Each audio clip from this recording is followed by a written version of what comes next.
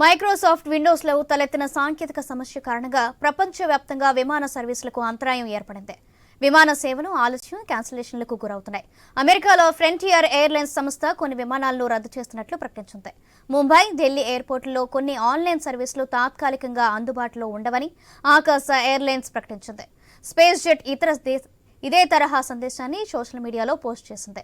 Microsoft విండోస్లో సాంకేతిక సమస్య తలెత్తింది. దీంతో ప్రపంచవ్యాప్తంగా పలువురు యూజర్లకు blue screen of death error దర్శనమిస్తుంది. ల్యాప్టాప్, పీసీ స్క్రీన్లపై ఈ ఎర్రర్ కనిపించి వెంటనే సిస్టమ్ షట్ డౌన్ కానీ రీస్టార్ట్ కానీ అవుతుంది. దీంతో యూజర్లు ఎక్స్ వేదికగా ఈ సమస్యను తెలియజేస్తూ పోస్టులు పెడుతున్నారు. భారత్తో సహా అమెరికా, ఆస్ట్రేలియాలోనూ ఈ సమస్య తలెత్తినట్లు తెలుస్తుంది.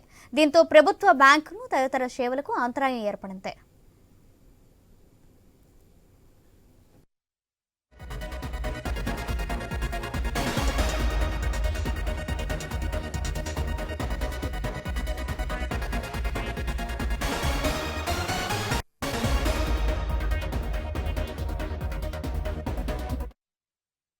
మైక్రోసాఫ్ట్ విండోస్లో తలెత్తిన సాంకేతిక సమస్య కారణంగా ప్రపంచవ్యాప్తంగా విమాన సర్వీసులకు అంతరాయం ఏర్పడింది.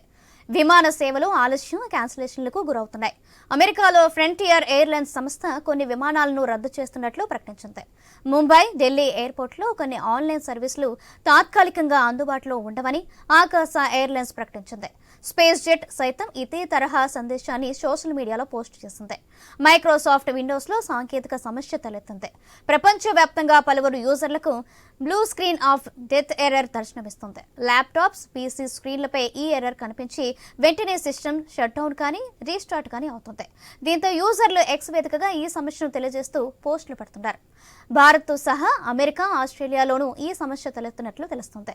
దీంతో ప్రభుత్వ బ్యాంకులు తదితర సేవలకు అంతరాయం ఏర్పడింది. రెడ్డి, ఈ విషయానికి సంబంధించి మరింత సమాచారం మా ఇన్పుట్ ఎడిటర్ శ్రీకాంత్ అందిస్తారు. శ్రీకాంత్, సౌజన్య, అంటే ఒక్క విమానయాన రంగమే కాదు, ప్రపంచవ్యాప్తంగా చాలా రంగాలపై ఈ ఎఫెక్ట్ కనిపిస్తోంది. సో మైక్రోసాఫ్ట్ లో తలెత్తినటువంటి ఏదైతే టెక్నికల్ ఇష్యూ ఉందో, సాంకేతిక సమస్య ఉందో, దాంతో ప్రపంచవ్యాప్తంగా చాలా మంది యూజర్స్ కి blue screen of death error కనిపిస్తోంది. ల్యాప్టాప్ కానీ లేదంటే పీసీలు ఏవైతున్నాయో ఈ పీసీల పైన ఈ ఎర్రర్ కనిపించి ఆ తర్వాత వెంటనే సిస్టమ్ షట్ డౌన్ అవుతుంది, లేదంటే రీస్టార్ట్ అవుతుంది. సో ఇట్లాంటి ప్రాబ్లం ప్రపంచవ్యాప్తంగా కనిపిస్తోంది. సో దీంతో ప్రస్తుతానికి ట్విట్టర్ వేదికగా మొత్తం ఈ సమస్య మొత్తం బయటకు వస్తోంది.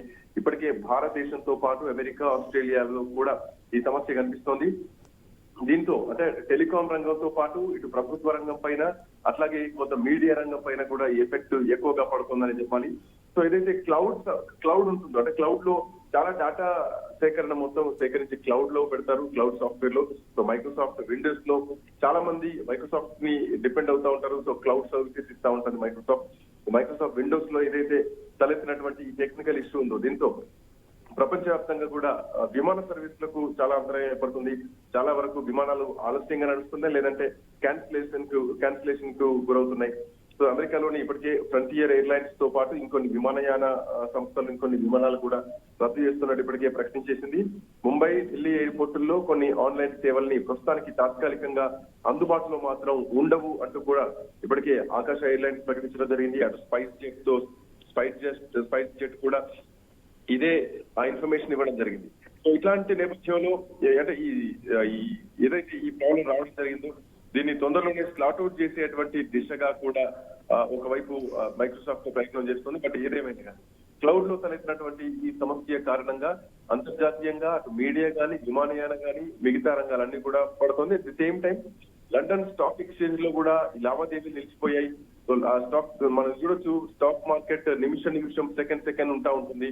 సో ఇట్లా నేపథ్యంలో అటు స్టాక్ మార్కెట్ పైన ఎఫెక్ట్ పడుతుంది, విమానయాన సర్వీసుల పైన ఎఫెక్ట్ పడుతుంది. అమెరికా, ఆస్ట్రేలియాతో పాటు చాలా దేశాల్లో ఇప్పటికే విమానాలు నిలిచిపోవడం జరిగింది. భారత్ పైన కూడా ఈ ఎఫెక్ట్ ఎక్కువగా కనిపిస్తోంది.